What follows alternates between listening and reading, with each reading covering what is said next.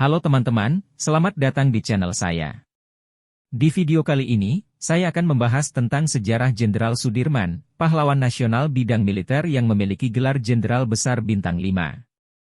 Jenderal Sudirman adalah salah satu tokoh yang sangat dihormati dan dikagumi oleh rakyat Indonesia karena perjuangannya dalam mempertahankan kemerdekaan Indonesia dari penjajah. Jenderal Sudirman lahir di Purbalingga pada tanggal 24 Januari 1161. Dia adalah anak dari pasangan Karsid Kartawiraji dan Siem.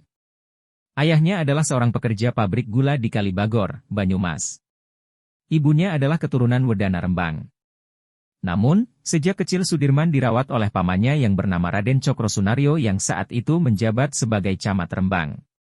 Sudirman kemudian diangkat pamannya sebagai anak karena pamannya tidak memiliki anak.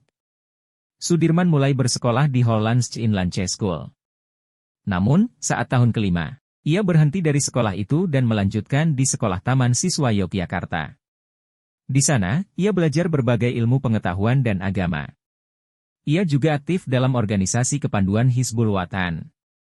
Sudirman memiliki cita-cita menjadi guru. Ia pernah mengajar di Sekolah Wirotomo dan SD Muhammadiyah. Ia juga aktif di organisasi kepemudaan Muhammadiyah.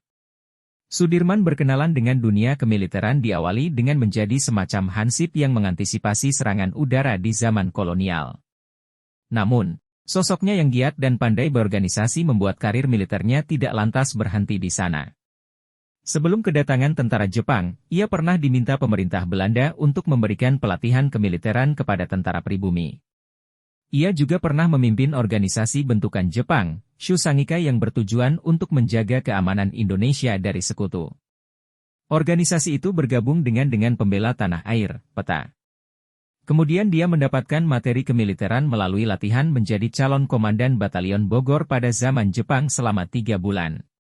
Setelah itu, dia diangkat menjadi komandan dan ditugaskan di Batalion Kroya, Banyumas, Jawa Tengah. Di sana Sudirman diberikan akses persenjataan lengkap. Sudirman dikenal dan makin dipercaya berkat Palagan Ambarawa pada akhir 1945. Meski korban di pihak Indonesia jauh lebih besar dibanding pasukan Inggris yang menang Perang Dunia Kedua, pertempuran itu dianggap sebagai kemenangan gemilang. Sudirman berhasil mengusir pasukan Inggris dari Ambarawa dengan taktik gerilya yang cerdik. Pertempuran ini membuat Presiden Soekarno mempercayakan kepemimpinan tentara di tangan Sudirman.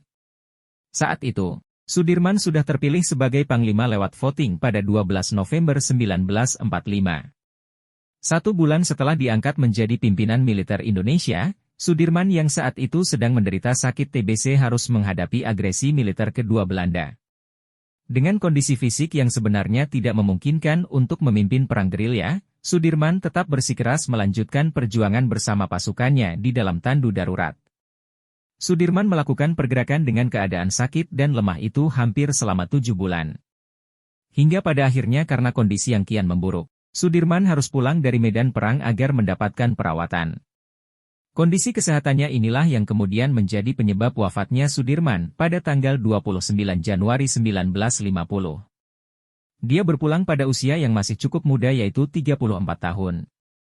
Sang Jenderal Besar dimakamkan di Taman Makam Pahlawan Semaki, Yogyakarta.